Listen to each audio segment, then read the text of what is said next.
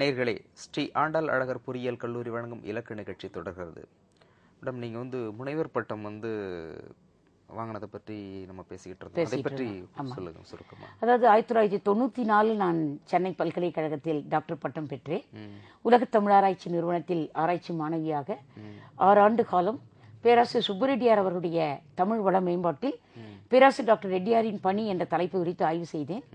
இந்த தலைப்பை நான் தேர்ந்தெடுத்ததற்கு காரணம் என்னை கவர்ந்த அறிவியல் தமிழ் என்று நான் சொல்வதில் அகமகிழ் கொள்கிறேன். பொதுவாக தமிழ் முத்தமிழ் தான் அனைவருக்கும் தெரிந்த ஒன்று, இயலிசை நாடகம் என்று. ஆனால் தமிழ்த்தாய் இயலிசை நாடகத்தை தாண்டி அறிவியல் தமிழாக தன்னை உலகத்திற்கு அடையாளம் காட்டியவள் தமிழ்த்தாய் என்று சொல்வதில் வியப்பொன்றும் இல்லை. இந்த அறிவியல் தமிழை பேராசிரியர் சுப்புரெட்டியார் அவர்கள் வாழையடி வாழை என்று ஒரு நூல், ஜெனடிக்ஸ் துறைக்கு அவர் கொடுத்த முதல் தமிழ் நூல் என்று சொல்லலாம். அதைவிட ஜெனடிக்ஸ் துறையை பற்றி வந்த முதல் தமிழ் நூல் என்பதை விட ஒரு தமிழ் பேராசிரியர் அறிவியல் சிந்தனையோடு எழுதிய நூல் என்று சொன்னால் அது மிகையாகாது. அந்த நூலை போலவே இல்லற நெறி என்ற ஒரு அழகான நூலை அறிவியல் கூறுபாடுகளோடு எப்படி ஒரு ஆண் பெண்ணுடைய வாழ்க்கை அமைகிறது என்பதை எடுத்து காட்டுவார். இந்த சிந்தனையெல்லாம் எண்ணி பார்க்கிற பொழுது ஒரு பத்திரிகையில் ஒரு முறை நான் படித்த செய்தி ஒன்றை இந்த இடத்தில் நினைவு கூற ஆசைப்படுகிறேன்.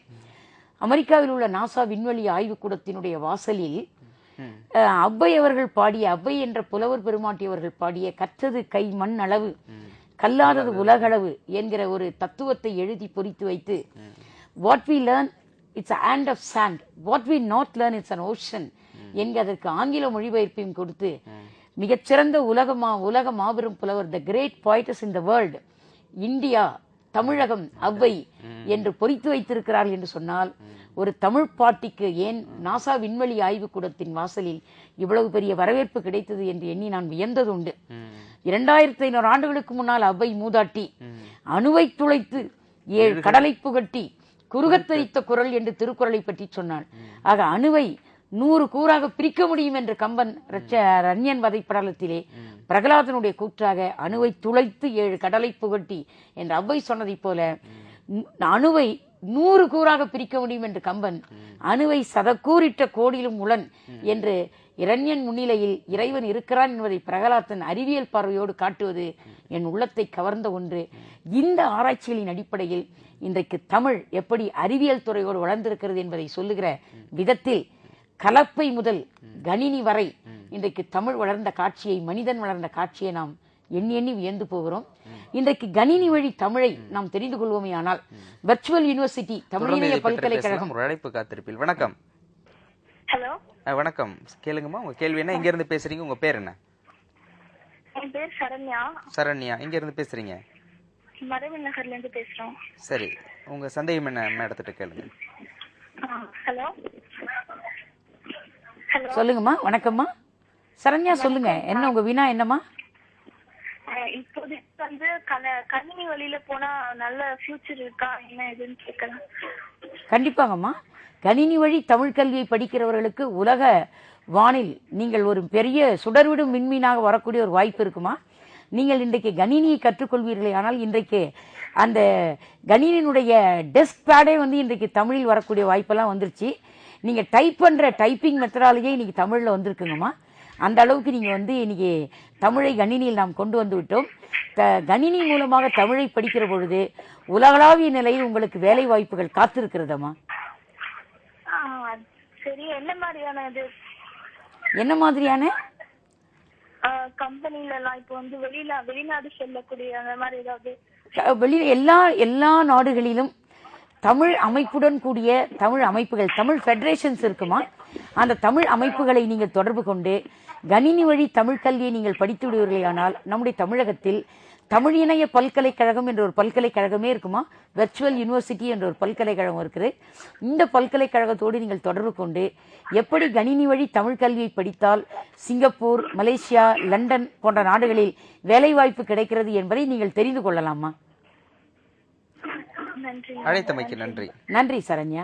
இப்போ இணையதள பல்கலைக்கழகம் சொன்னீங்க, அது வெப்சைட் ஐடி என்னன்னு சொல்ல முடியுமா? அதுல போனா யார் வேணாலும்? ஆமாங்க ஐயா, அதில் அந்த தமிழ் இணைய பல்கலைக்கழகத்தை தொடர்பு கொள்வோமே ஆனால் நாம் இன்றைக்கு கணினி வழி எப்படி தமிழறிவை உலகத்திற்கு காட்ட முடியும் என்ற ஒரு பயிற்சியை கண்டிப்பாக அவர்கள் எடுத்து காட்டுகிறார்கள். இந்த பயிற்சியை நாம் அடைவதற்கு மிகச்சிறந்த வகுப்புகள் அங்கே நடத்தப்படுகின்றன. இன்றைக்கு கல்லூரிகள் எல்லாம் புரிந்துணர்வு ஒரு ஒப்புதல் மூலமாக, புரிந்துணர்வு கட்டமைப்பு மூலமாக தமிழிணைய பல்கலைக்கழகத்தோடு இணைந்து எப்படி கணினி வழி தமிழ் கல்வி கற்பது என்கிற அமைப்பை கல்லூரிகளோடு நாங்கள் இதை தொடர்பு கொண்டு நடத்தி வருகிறோம். இன்றைக்கு அந்த அமைப்பு வெற்றிகரமான அமைப்பாக இருக்கிறது.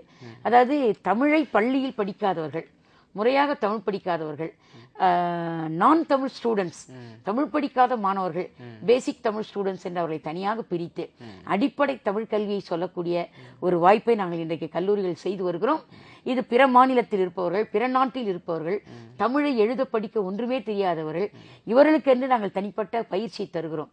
இந்த பயிற்சியை ஒரு புரிந்துணர்வு ஒப்புதல் மூலமாக நாம் தமிழிணைய பல்கலைக்கழகத்தோடு இணைந்து கணினி வழி தமிழ் கல்வியை கண்டிப்பாக சொல்லித் தருவதற்குரிய நல்ல வாய்ப்புகள் இருக்கிறது. இறுதியாக தமிழ் படித்தால் எப்படி வளர முடியும் அப்படிங்கிறது தமிழ் படிக்கக்கூடிய ஆர்வம் உள்ளவர்களுக்கு உங்களுடைய அறிவுரை என்ன மேடம்? தமிழ் படித்தால் முன்னேற முடியும் என்பதற்கு நானே உதாரணம். 21 நாடுகள் சுற்றுப்பயணம் செய்த பெண்மணி நான்.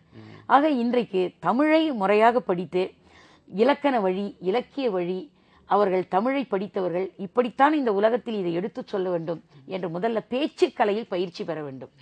பேச்சுக்கலையில் பயிற்சி பெற்று அவர்கள் அடைந்த அந்த இன்பத்தை, நாம் அடைந்த இன்பம் தான் பெற்ற இன்பம் பெருகை வையகம் என்று அவர்கள் எடுத்து சொல்லுகிற போது ஒரு ஆர்வத்தோடு சொல்லணும்.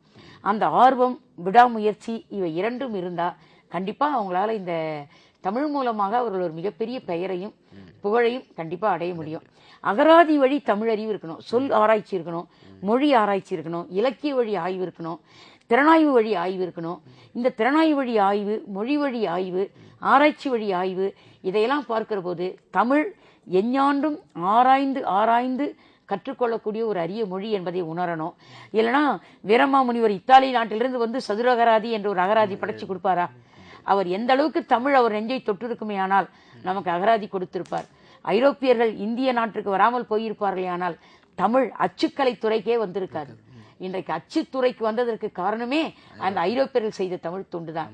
ஆக கம்பனுக்கு பிறகு நற்றமிழ் காவியம் பாடும் புலவன் தமிழில் இல்லையே என்று ஏங்கி எழுத தமிழன்னைக்கு, தேம்பி எழுத தமிழன்னைக்கு தேம்பா அணி கொடுத்தானே வீரமாமுனி இல்லையா?